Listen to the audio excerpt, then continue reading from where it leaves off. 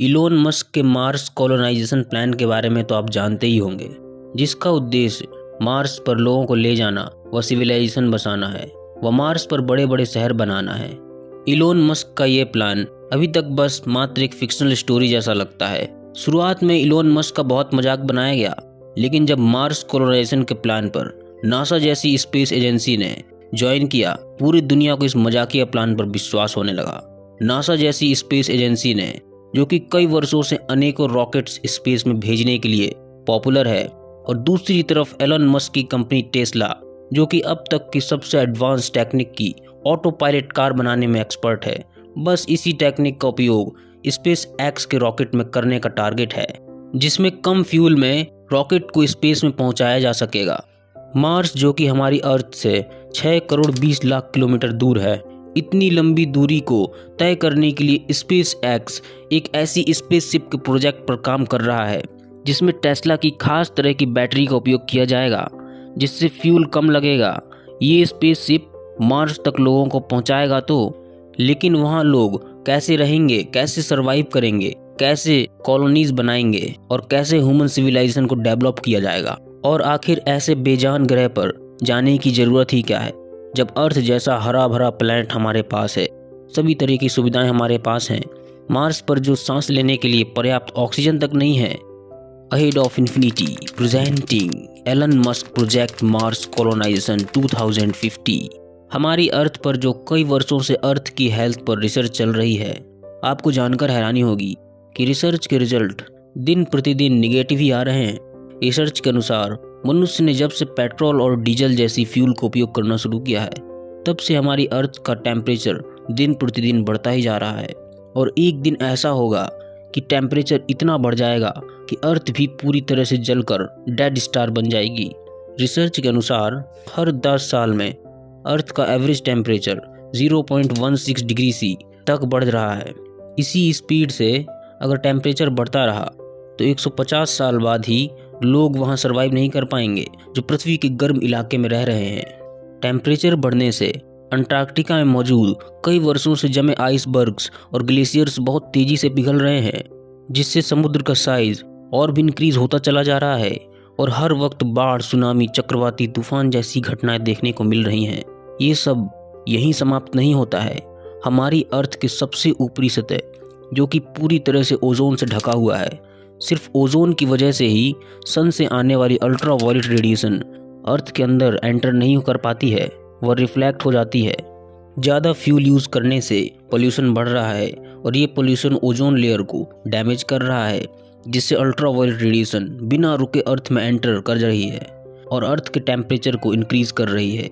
एक लाइन में बताया जाए तो ग्लोबल वार्मिंग। जी हाँ, साइंटिस्ट ने क्लियर कर दिया है।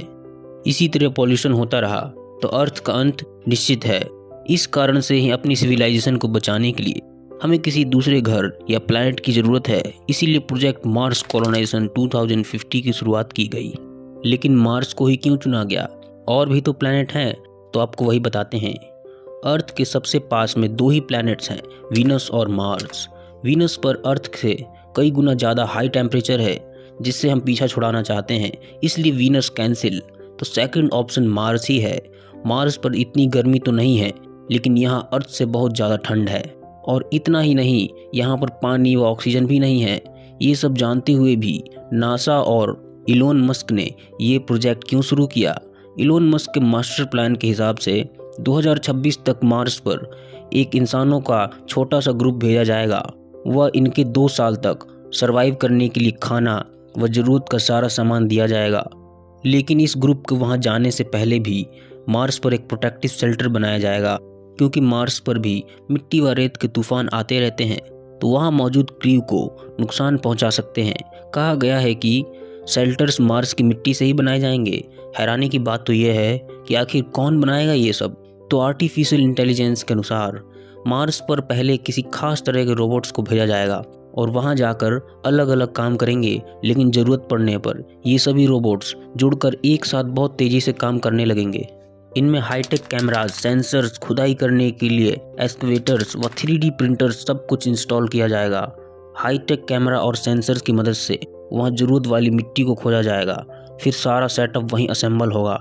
फिर वहीं से मिट्टी की खुदाई करके उसे छोटे छोटे रोबोट्स की मदद से रिफाइंड यूनिट तक ले जाकर 3D प्रिंटिंग की मदद से सारा शेल्टर तैयार किया जाएगा। ऐसे ही यह काम कई महीनों तक चलता रहेगा, जिसे अर्थ से मॉनिटर किया जा रहा होगा। शेल्टर बनने के बाद सेकंड फेज स्टार्ट किया जाएगा और अर्थ से मार्स पर इंसानों के क्रू मेंबर को भेजा जाएगा। इस समय आए अर्थ से लोगों के पास काफ़ी सामान होगा, जिसे वहाँ मौजूद रोबोट्स उतार कर शेल्टर के अंदर ले जाएंगे। वह इंसानों को पहली बार मार्स पर वेलकम करेंगे। शेल्टर के अंदर रोबोट्स सारा सामान उतार देंगे। तब छोटे छोटे यूनिट्स ऑटोमेटिकली इन्फ्लेट होकर शेल्टर में फैल जाएंगे। मार्स का प्रेशर लोगों के लिए बहुत कम है, तो लोग इन यूनिट्स में ही रहेंगे, जिसमें अर्थ की तरह आर्टिफिशियल प्रेशर होगा। सारे यूनिट्स एक साथ जुड़े होंगे। वह ये सभी यूनिट्स इलेक्ट्रिसिटी से चार्ज होते रहेंगे, जिनको बाहर सोलर पैनल से इलेक्ट्रिसिटी मिलती रहेगी। उस समय क्रू में जिसको भी बाहर जाना होगा, कैबिन में एक खास तरह की गाड़ी बाहर आ जाएगी और वो भी प्रेशराइज रहेगी। फिर यहाँ पर प्रोजेक्ट शुरू किया जाएगा ग्रीन हाउस बनाने का, जिससे यहाँ पर फल व सब्जियाँ उगाई जाएं।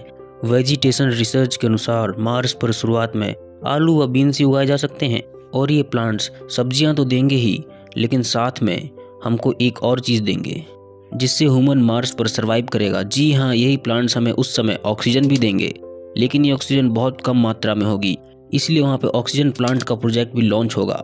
आपकी जानकारी के लिए बता दूं, ये एक्सपेरिमेंट मार्स रोवर पहले ही कर चुका है, जिसमें मार्स पर सोलर एनर्जी के जरिए एटमॉस्फेयर से कार्बन डाइऑक्साइड को कलेक्ट करके इसमें हीट देकर कार्बन डाइऑक्साइड से ऑक्सीजन को अलग करके कलेक्ट कर लिया जाएगा।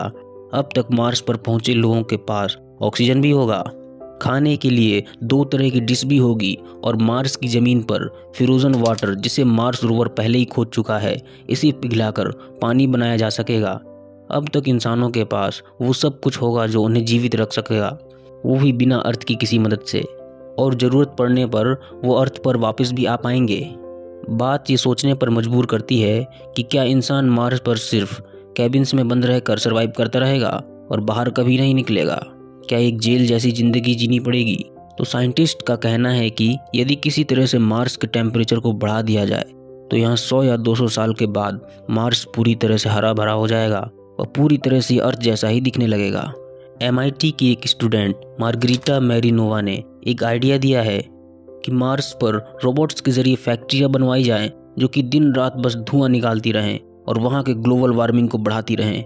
वहीं इलोन मस्क ने भी अपना एक आइडिया दिया है कि मार्स पर 10,000 न्यूक्लियर मिसाइल विस्फोट कर दी जाए तो मार्स का टेम्परेचर एकदम से बढ़ जाएगा और वहाँ भी बर्फ जल्दी से पिघल जाएगी और जल्द से जल्द एटमॉस्फेयर अर्थ की तरह ही डेवलप किया जा सकेगा। लेकिन अभी तक का तो सबसे पहला प्लान यही है कि अर्थ और मार्स जब एक ही डायरेक्शन में आएंगे तब साइंटिस्ट को भेजकर एक्सपेरिमेंट्स किए जाएंगे और 2050 तक 10 लाख लोग बनाए गए शेल्टर्स में यूनिट्स में रहेंगे और मार्स का टेम्परेचर बढ़ाने में लगे रहेंगे और 100-200 साल के अंदर ही मार्स को अर्थ में बदल देंगे।